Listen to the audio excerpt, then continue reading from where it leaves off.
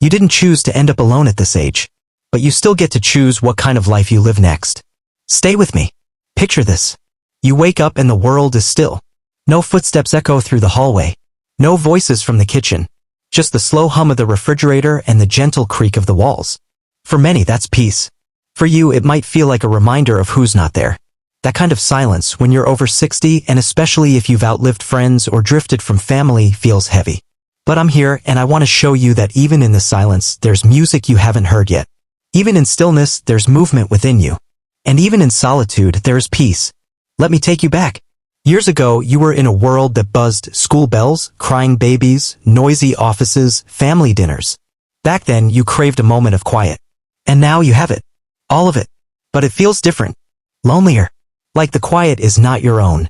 But here's the truth, and I say this not as a speaker, but as a doctor who has sat beside thousands of elders in silence. You can reclaim this quiet. Make it yours. Make it gentle. Make it meaningful. Happiness at this age isn't about grand gestures. It's about subtle shifts. The kind that happen when you notice a flower blooming outside your window, or when you sip warm tea with both hands and let the warmth reach your soul. Start there. Not with fixing everything. Just noticing. In my years of working in geriatrics, I've seen two types of people past 60. Those who fade, and those who flourish. The difference? Not family, not wealth, not physical health. It's mindset. The belief that life, even now, can still hold beauty, can still bring joy, can still offer peace. You don't need a crowd. You need connection, and that can start with yourself. One woman I met, Agnes, 74, had no children. Her husband died at 52. She lived alone for 22 years. When we met, she told me, "Doctor, no one remembers I exist." But within 6 months, she'd become the neighborhood's plant doctor. Kids brought her wilting flowers. Adults knocked on her door for aloe. She had found purpose, not by seeking people, but by tending to life. Her plants became the bridge, and through them she bloomed too. You might think, that's nice for her, but I'm different. Maybe you have mobility issues. Maybe grief still clutches your heart tightly. Maybe you've tried to reach out and got silence in return. That's real. I won't minimize it, but I will challenge it. I will sit beside you and say, try again. Not the same way, not with the same expectations, but try differently. Join a library reading hour, not to make friends, but to listen. Start a journal, not for anyone else, but to hear yourself. Talk to your pharmacist, not just about prescriptions, but about how your day is going. These aren't small acts. They are seeds. And seeds know what to do when given light. If sleep is hard at night, and loneliness wraps tighter in the dark, develop your own rituals. Light a lamp, not just a bulb, but a warm, soft light. Read aloud even if it's to the wall. Your voice deserves to echo. Place lavender oil on your pillow. Breathe, not to rush sleep, but to make the night feel cared for. And when you wake up with intention. You see, being alone doesn't mean you lack connection. It means you now have the space to choose your connections more meaningfully. Instead of dozens of shallow relationships, you can build one deep relationship with yourself. You can become your own companion, your own teacher, your own friend.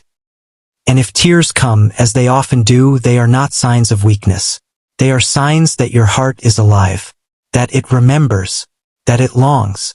And longing is human. Let the tears fall. Then drink water, clean your face, and start again. Here's a medical truth that no one talks about. Our emotional health after 60 has more impact on our physical health than almost anything else. Studies have shown that loneliness is more dangerous than obesity, more fatal than smoking. But the antidote isn't more people. It's deeper meaning. Even small moments of joy reduce stress, lower blood pressure, and extend life. You don't need company to be healthy. You need intention. So plan your week. Monday, sit in the sun for 15 minutes. Tuesday, write a letter to someone from your past. Wednesday, bake something small, even if just for you. Thursday, walk a new street. Friday, listen to music from your youth. Saturday, declutter one drawer. Sunday, rest and reflect. Purpose doesn't need an audience. It needs practice. And your story, it's still being written. Who says the best part isn't coming now? Who says your greatest peace can't arrive after 60? That's not a myth. That's reality for many who decide to reclaim it. Talk to your past self. Forgive them. They didn't know better. Talk to your future self. Thank them. They've survived. Then talk to your present self. Tell them, I am here. I am trying. I am enough. Turn on the radio, not the news. Music. Let it fill the space. Let it shift the energy of the room. Open a window. Let air move through your space like a gentle visitor. Rearrange your furniture. Even small changes remind the brain that life moves, that you are choosing how your world looks. And movement, that matters. Even small stretches. One man, 82, told me he starts his day by wiggling his toes and saying, "Thank you, toes, for helping me balance." Then his knees. "Thank you, knees, for not giving up." Gratitude rewires the brain, especially when practiced consistently. Speak out loud. Often. Say your name. Sing a little. Even if off-key. The vibrations from your voice calm your nervous system. And loneliness doesn't like the sound of self-love. It prefers silence. So make noise. The right kind. If religion brings you peace, pray. If nature does, sit by a tree. If creativity does, draw badly, paint wildly, knit without patterns.